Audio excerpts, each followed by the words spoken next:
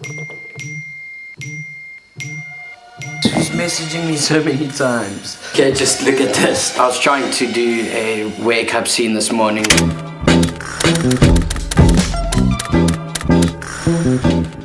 Then Casey, who is just so impatient, he sent me about 100 hurry up messages, even though I think I'm still early. Today's a big day. Today is my 30th birthday, which when saying feels kind of melancholic. It's twofold. Like I'm stoked and grateful and all to be alive, but I just don't feel like a 30-year-old adult. So my friend Casey, the one who was messaging me like a madman, is also a mentor of mine and has lived through his 30s. He's waiting outside for me right now to take me on some sort of a day mission, but I'm really only interested in asking him one question.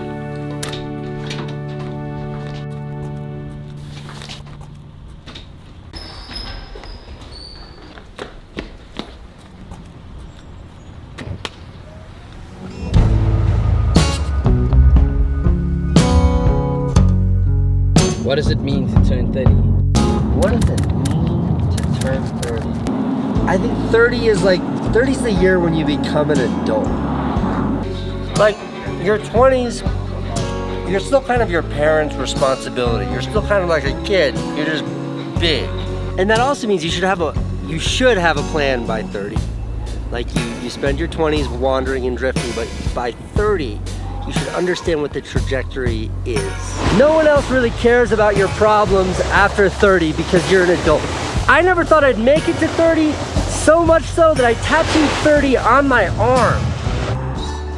I know I mentioned it's my birthday and all, but it's... Any more? No! As I was saying, at the same time, I do feel sad, and I don't know exactly why that is yet. You are never gonna be in your 20s ever again for the rest of your life. That's supposed to make me feel better. Oh.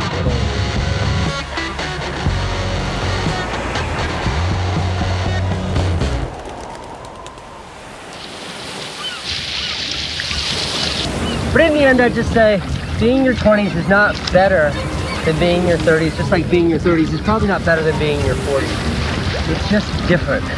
But this is a big change. Here, take the camera.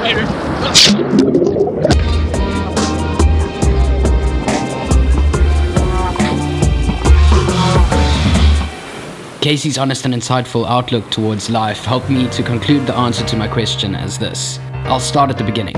I guess the feeling of melancholy came from the idea of who I think I'm supposed to be at 30, based on comparing myself to others, which is bullshit. Each and every person is in their own unique time zone. Like, at the age of 30, there are self-made billionaires or inventors changing the world. And then there are some who haven't even figured out what it is they want to do with their lives, and who may become the next greatest musician or restaurant owner, and to find happiness in what's most important, like family and just being personally content. Looking back, I need to stop living so fast. I need to cherish the moments like this with my friends more often, and to stop comparing myself to what others have done. 30 to me now marks nothing but a number to be proud of, a number to celebrate with my friends, with my family, and to realize that I'm never going to be old enough to stop learning.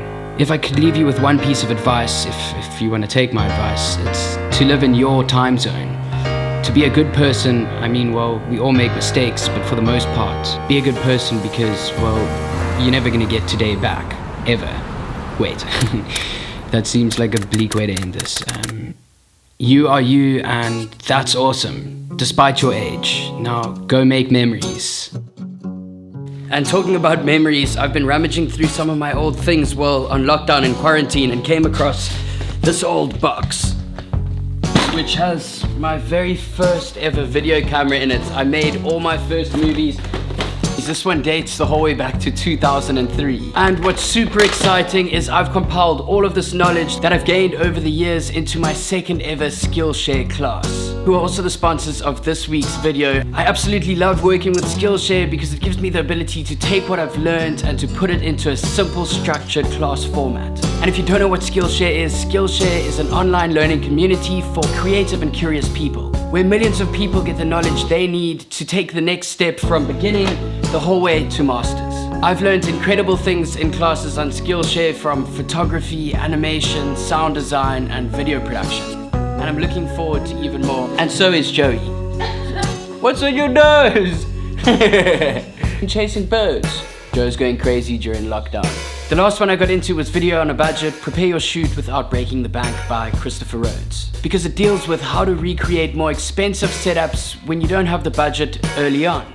Then, as I mentioned, big news, my second ever class is live on Skillshare. It's called Filmmaking for All, Tell Your Story Through Video. It's also just become a staff pick on the Skillshare website, which is a pretty big deal. And I'd love you to check it out, so much so that the first 500 of my subscribers to click on the link below get 2 months free premium membership on Skillshare. So link over and watch my class. Other than that, please subscribe to my channel. It's just a simple click of a button, as well as I'll also link it below, and then don't forget to turn your post notifications bell on. Lastly, don't forget, you're awesome, bro, and I'll see you next week.